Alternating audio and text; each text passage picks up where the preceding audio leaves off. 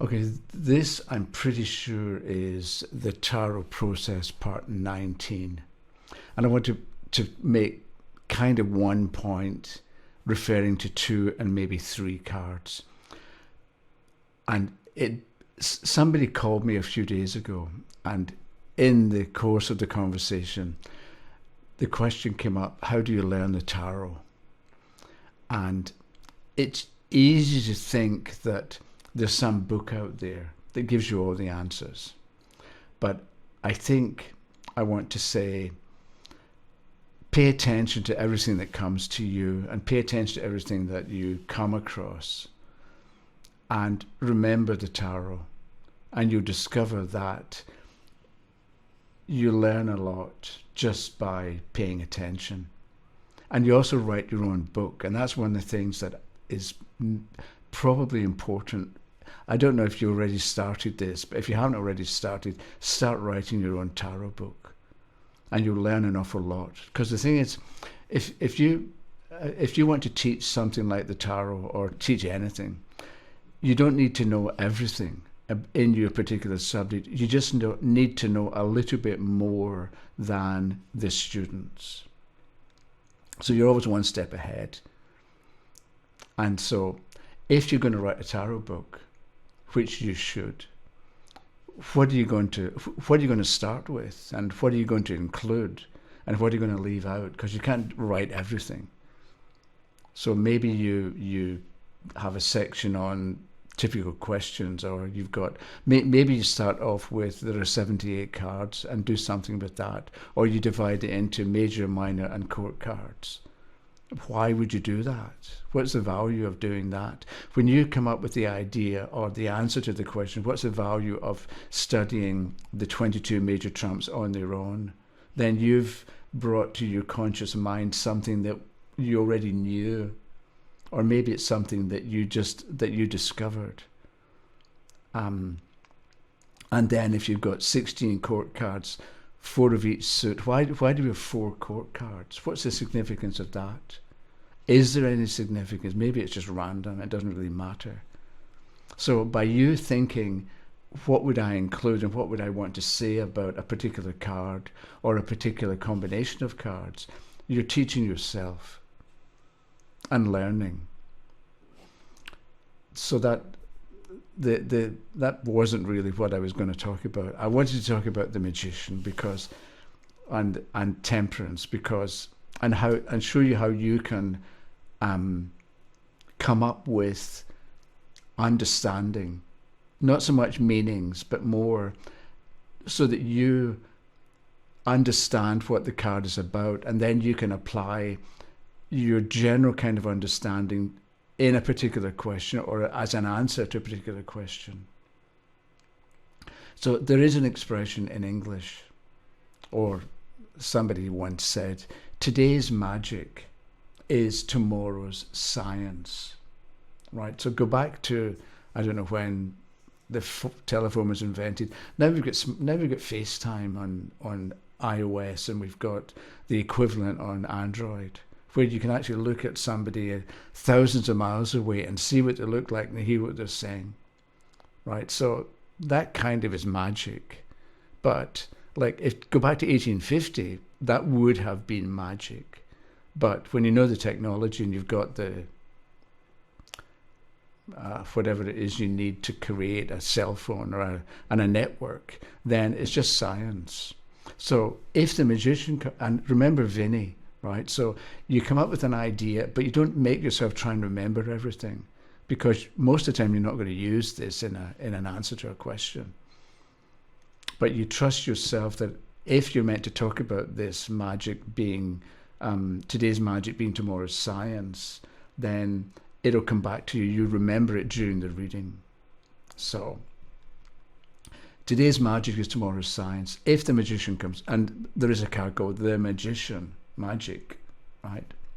So if the magician comes up, let's say it's coming up in the future, although again it could be the past or the present, you might want to say, again depending on the question, it might be relevant to say that you will come up with ideas that are way ahead of their time. And what you do may seem impossible because people don't know enough yet. So maybe it's a work-related question. You're going to have ideas on how to solve a problem, let's say, or how to approach a solution that nobody's ever heard of before, and they seem a bit too much that, no, it can't work. But if the magician is upright, they will work.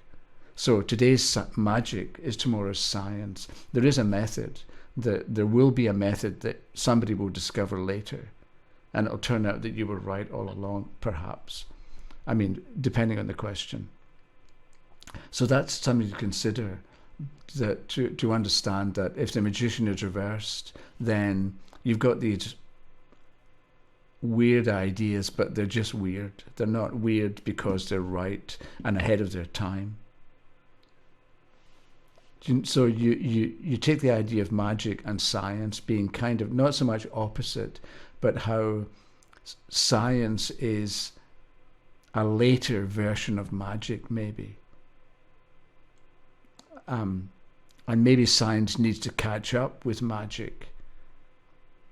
So you have that idea, and you write down various random thoughts you have about magic and science and whatever you do with that. The other card I was thinking of was temperance. And I'm saying this because recently I was talking with somebody about, when I was a student at university, we had long summers off, and so I used to get a summer job, and the best paying one was British Steel Corporation at Colville's steelworks, close to where I lived. And so anyway, the whole yard shut down for a couple of weeks at the beginning of July, and they turned off the blast furnaces, and then 12 hours later people went in to remove all the bricks and to in some way remove the slag that had stuck to the bottom of the blast furnace. And because it was so hot, you would go in for 5 minutes wearing leather aprons and clogs and so on, and leather gloves. And you would go in for 5 minutes, and because it was so hot, you had to come out after 5 minutes and wait 55, and then you would go in again. So on an 8-hour shift, you would do 40 minutes, and most of the time was spent standing around. However, the point of all this is, if you temper metal, you burn off impurities. So the temperance card it makes me think of Colville's, but if you get the idea that you've got metal that's molten, it's hot, and then you add various chemicals, and the extreme heat in the blast furnace burns off impurities and makes the steel that comes out stronger. So with the temperance card, in your future, you are going to become stronger. How? Because impurities are going to be burned off. So your weaknesses, or the things that are holding you back, or the mistaken beliefs that you've got, are going to come to light, and you're going to get rid of them. With temperance reversed, you'll know what you need to do, but you won't do it, or you'll be reluctant to do it, and so you'll hinder your own progress. But it's just the idea of temperance and tempering metal. It's imagine being inside a blast furnace when it's actually working. It's really, really hot because it's hot enough to melt metal. So the actual process of learning the lesson can be very difficult because of the extreme heat or the extreme conditions that you're in, right? So if you've got a relationship that's going through the temperance card, or that relates to the temperance card, it can be passionate and intense, what you're going through with the partner.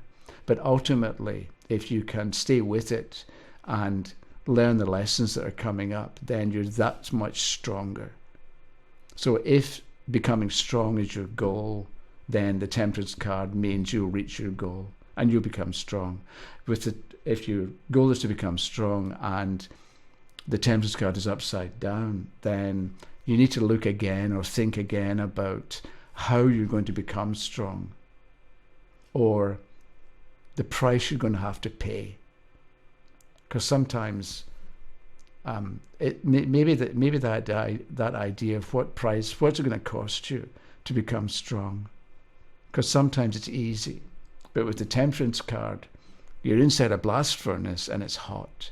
And it's going to stay hot for a while because you have to burn off the impurities. Whatever you understand, or whatever the questioner understands by impurities, it's things that make them weak. Maybe it's a lack. Maybe it's a gap in their knowledge. And so, how do you fill in the gap? There's something you don't know.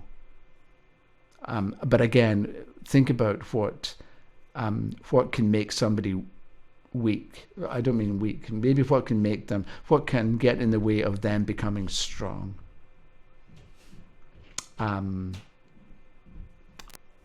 Okay, so sorry, somebody just rang the front doorbell. I've got the phone unplugged, but now I'm distracted because I want to know who's at the front door.